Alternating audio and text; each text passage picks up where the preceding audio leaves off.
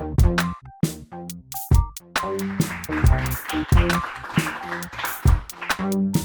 ¿qué tal? Bueno, pues muchísimas gracias por la invitación. La verdad, estar nuevamente en el espacio de growthmarketing.mx es un halago para mí, ya que venimos colaborando desde hace tiempo. Yo el día de hoy les quiero compartir algo que es justamente la nueva tendencia hacia donde van las empresas. Mucho se habla de grandes empresas como tipo Facebook, tipo Google, tipo LinkedIn. Varias que justamente son muy cotizadas y digamos que todos en algún punto han querido ser parte de ese tipo de comunidad, ¿no? Pero pocas veces nos preguntamos qué hay detrás de toda esa fantasía o de toda esa venta, de todo ese marketing que venden, ¿no? Que realmente los posiciona donde están. Yo soy facilitadora en innovación y creatividad, soy coach ontológico y sistémico por la ICF y justamente yo he estudiado cómo se desarrollan nuevos negocios a partir de tensiones sociales. Tensiones sociales como son el transporte, como es la educación, como son las partes de las minorías, ¿no? Los adultos mayores, la parte en la que todos necesitamos mucho más tiempo en nuestro día a día, ¿no? Entonces, justamente cuando empiezo a indagar en esta parte del emprendimiento, me doy cuenta que todo va con una parte creativa. Tuve una mentora que decía que la creatividad se asemeja un poco al sexo, ¿no? Muchos hablan de él, pero pocos saben hacerlo, ¿no? Digo, esa analogía la verdad me parece muy acertada porque confundimos lo que es innovación, creatividad y cómo lo usamos, y todos quieren ser disruptivos y todos tienen una gran idea, un gran producto, ¿sí? ¿No? Ese rush del emprendimiento que está ahora en auge, ¿no? Y pues bueno, para esto sí se estudia la creatividad, o sea, la creatividad, una de las cosas que hay es que se cree que la creatividad únicamente son los pintores, son los artistas, son aquellas personas que nacen con un don, no mágico, heredado. Y no, la creatividad realmente se estudia, se practica y justamente desde 1960 con Alex Osborne, que es el creador del brainstorming. ¿Cuántas veces no hemos usado esta lluvia de ideas en una junta, en un trabajo, como para sentar cosas? Y se ha ido haciendo bastante común. Esa fue una de las primeras técnicas que desarrolla Alex Osborne, estudiando justamente la parte de la creatividad. ¿Qué sucede después? Que descubren que toda la parte de creatividad realmente es el cómo recreamos el proceso mental para solucionar problemas.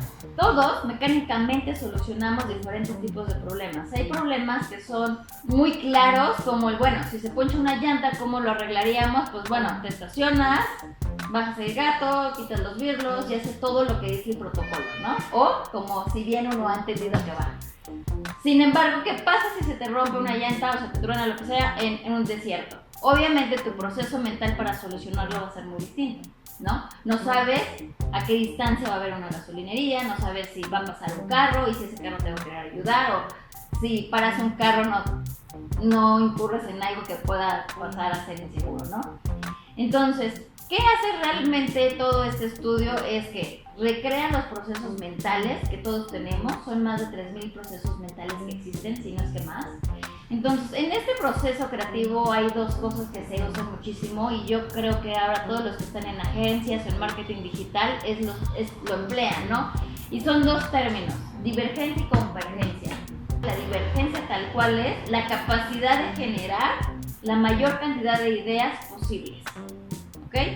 Y la convergencia es cuando segmentamos y escogemos la mejor de acuerdo a ciertos criterios, ya sea por factibilidad, ya sea porque son más viables, son menos costosos, de acuerdo a lo que queramos, ¿no? Pero este punto de la divergencia dentro de la creatividad es sumamente importante. ¿Por qué? Porque abarca uno de los principios fundamentales, que es posponer el juicio.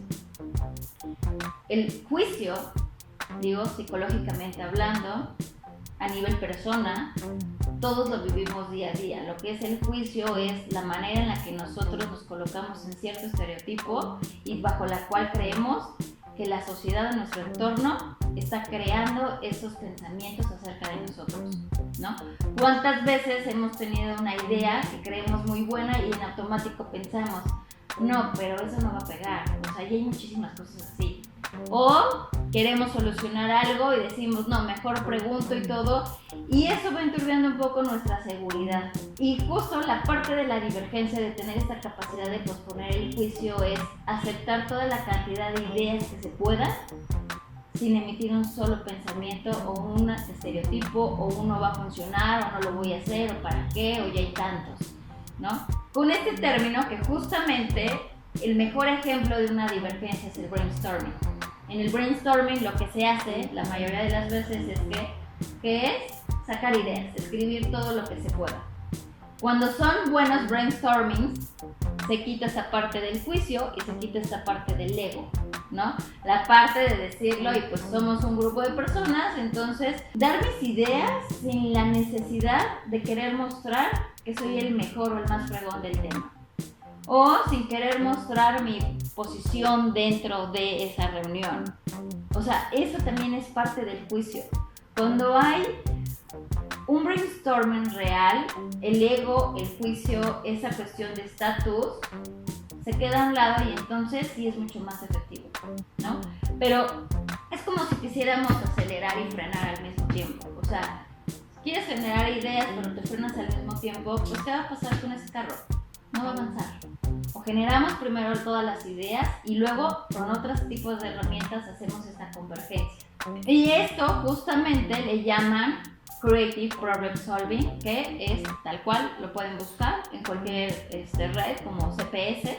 Hay diferentes estudios, hay diferentes academias donde han estudiado esto, porque digamos que el Creative Problem Solving es de donde surge el Design Thinking, ¿no? El Design Thinking es un modelo un poco ya más, digamos que empaquetado hasta cierto punto, y el Creative Problem Solving es abierto, porque también habla de diferentes tipos de habilidades de pensamiento, ¿no? Como el pensamiento táctico, el pensamiento estratégico, la parte de, inclusive la parte de soñar, ¿no? El cómo hacemos esos ejercicios de manera consciente de soñar, de decir, ok, todos vamos a convertirnos justamente a este pensamiento niño, ¿no? El pensamiento niño, ¿cómo es? No tiene límites. Un espacio como este se puede volver un castillo, ¿no? Una silla se puede volver un carro, y es donde la magia sucede, cuando hacemos otra vez este retorno a permitirnos dar todo lo que somos, ¿no? A nivel personal. Y ahí es justamente donde salen los mejores negocios. Cuando esas personas, cuando se habla de grandes visionarios que se permiten soñar o que creían, y cuántas veces no les cerraron la puerta y les dijeron que no y que eso no iba a funcionar, y perseveraban. Claro, porque estaban mucho en esta parte de soñar, ¿no? De regresar a ese tipo de pensamiento nato que a veces se subestima demasiado, ¿no?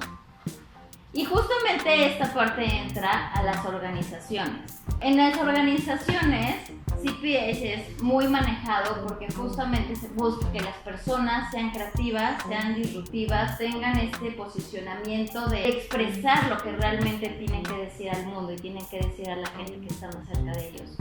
Y entonces buscamos a esta persona creativa que se une con un proceso creativo, y claramente tiene que haber un ambiente creativo. El ambiente creativo hoy en día se distingue mucho porque son aquellos que tienen working from home, que tienen flex time, que tienen todas estas cosas coloridas, los espacios para que conversen, porque el crear estos espacios donde las personas que trabajan en el mismo lugar puedan intercambiar ideas, lo que hace es que surjan nuevas ideas a co-crear.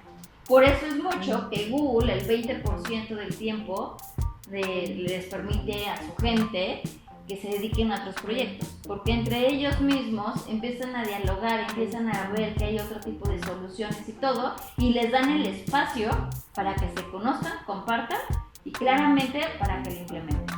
¿Y por qué? Porque eso obviamente va a dar un producto que sí sea apto para el consumo de la gente, ¿okay? Y con esto se puede disruptir cualquier tipo de tensión social que se tenga, ¿no?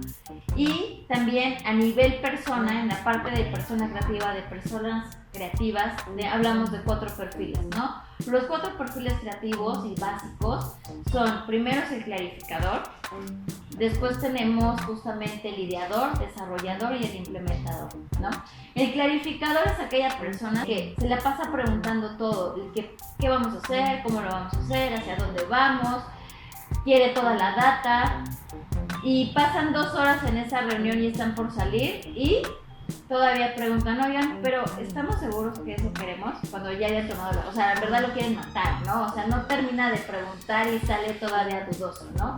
Después tenemos a la parte del ideador, ¿no? Este ideador es aquel que se está presentando un desafío y tiene un sinfín de ideas, ¿no?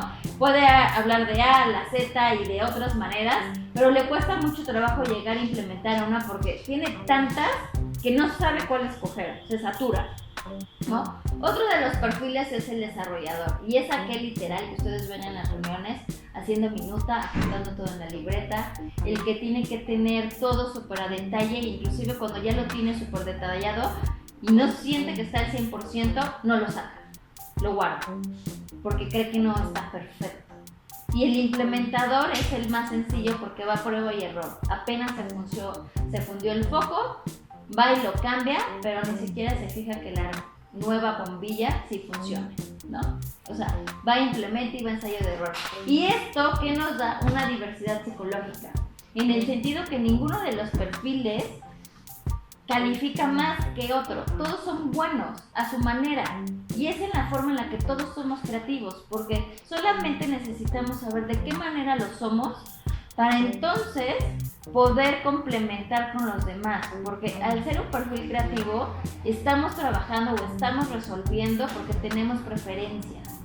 ¿Y qué pasa con el tipo de preferencias? Algunos son zurdos, otros son diestros. Sin embargo, no significa que no podamos aprender a escribir con la mano que no predominamos. Únicamente necesitaríamos práctica. Pero claramente, ¿qué hacemos? Seguimos usando la mano con la que nos sentimos cómodos, ¿no? Entonces, con esto de los perfiles creativos es lo mismo. Únicamente nos indica las preferencias y estilos que nos hacen sentir mejor.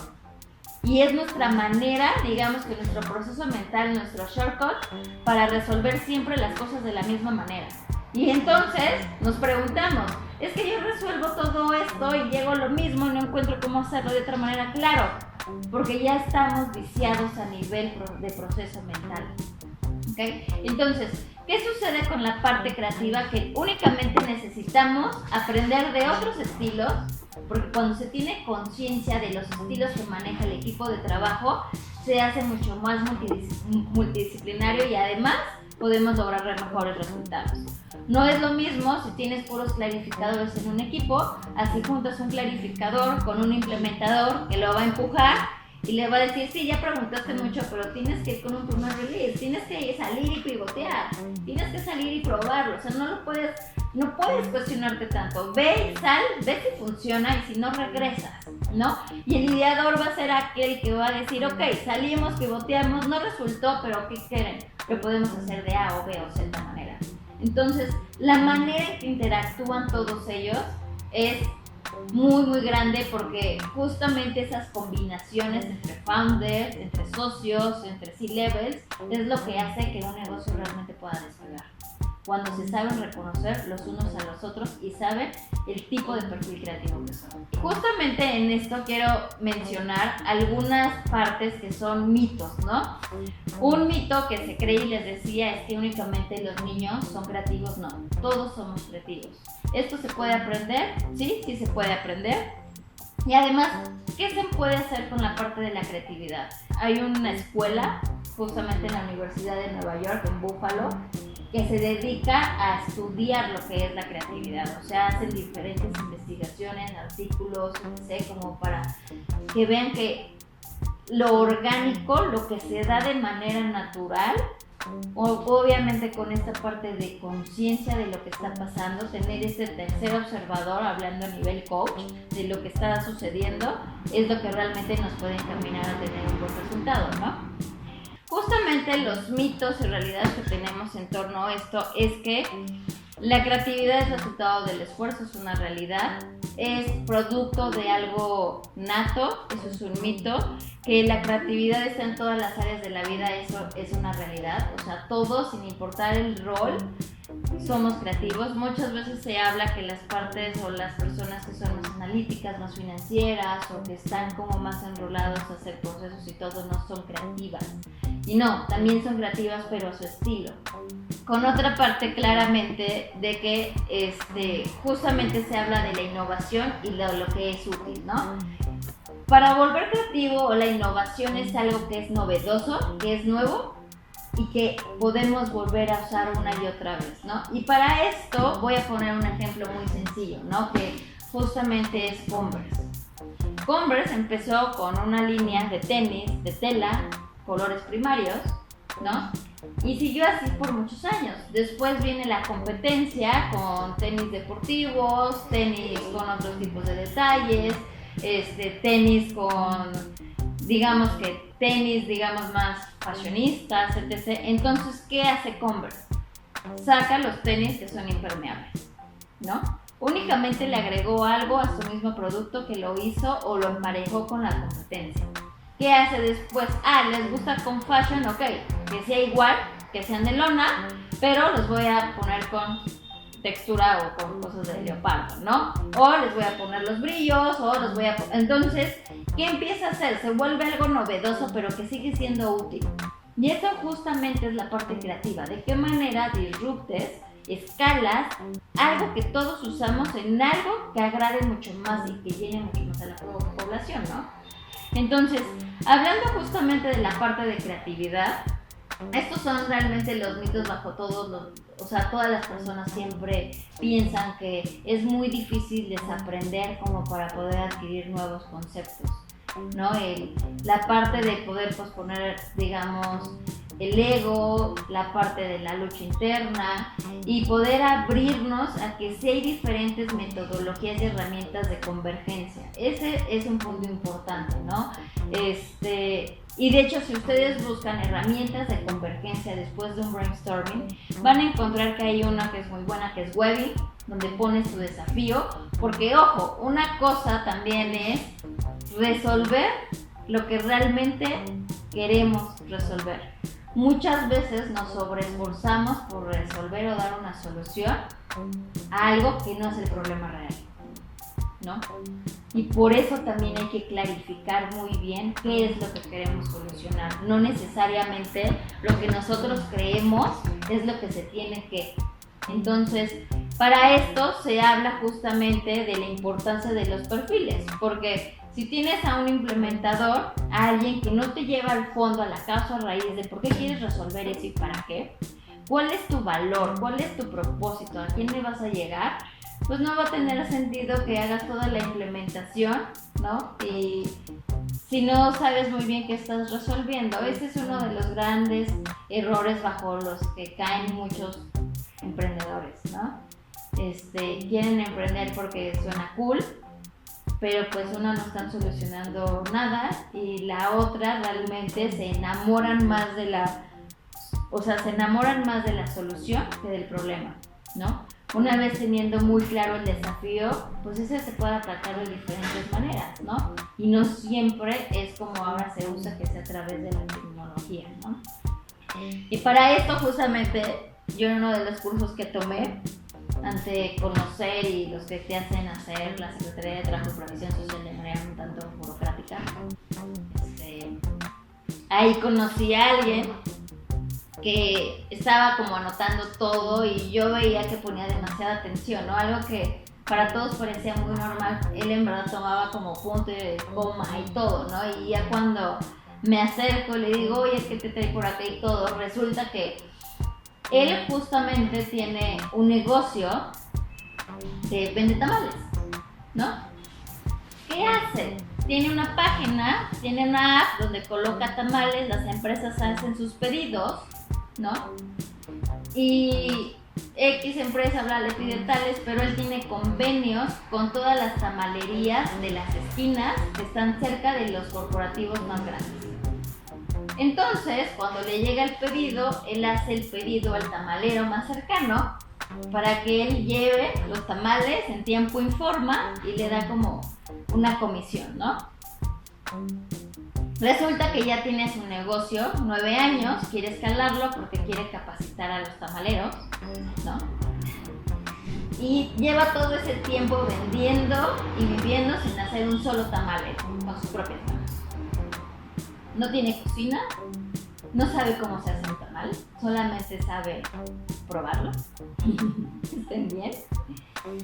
Y justamente me dice, yo estaba sin empleo, no sabía qué hacer y veo que existen estas plataformas como lo son Uber, son Bit, son muchas que pues tienen carros que no son suyos y pues yo en mi zona, es de una zona donde se acostumbra, donde todos, claramente todos a 2 cuadras tenemos un tamalero y dije, ¿por qué no? ¿Por qué no colocar software as a service en los tamales, no? ¿No? Realmente ahí me sentí como un poco defraudada, ¿no? Dije, uno estudiando tanto y las soluciones siempre han estado ahí, ¿no? Pero justamente eso hizo. Levantó con su libreta, hizo convenios con todos los tamaleros y les dijo, oye, yo te marco y cuando yo te diga que son tantos, tú los tienes que llevar a tal lugar y yo vengo y yo te pago, ¿no? Hasta ahora nadie le ha robado la idea porque al contrario los tamaleros dicen, oye, qué buena onda que este cuate viene y me da chamba, ¿no? O sea, me genera pedidos sin estar igual todo el día parado aquí. O sea, no tienen realmente la cuestión a nivel competencia de decir, ay, pues le voy a hacer la competencia y yo voy a hacer lo mismo con otros tamaleros de otra delegación. No sucede. Ellos en verdad están muy agradecidos con él porque les genera más empleo, les genera más venta, ¿no? Y el que hace, lo único que hace es ver los pedidos, ir a atender, dar un buen servicio, garantizar que los tamales, pues obviamente no todos pasan la prueba del paladar, pero lleva haciendo su negocio de una manera novedosa, es útil y sobre todo no ha hecho un solo tamal. Entonces, muchas veces nos quebramos la cabeza como por tener ese top level de poder crear algo nuevo cuando lo tenemos enfrente.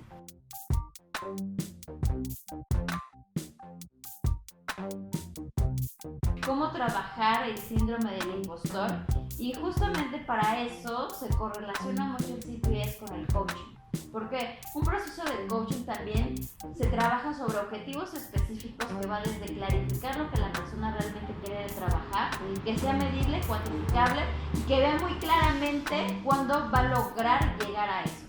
¿Cuáles son los indicadores de éxito que uno se tiene que plantear? ¿Qué tiene que empezar a suceder para que uno se dé cuenta que se está acercando a lo que realmente quiere? Justamente creo que más allá del hábito viene la parte de cómo empezar a creer que somos creativos.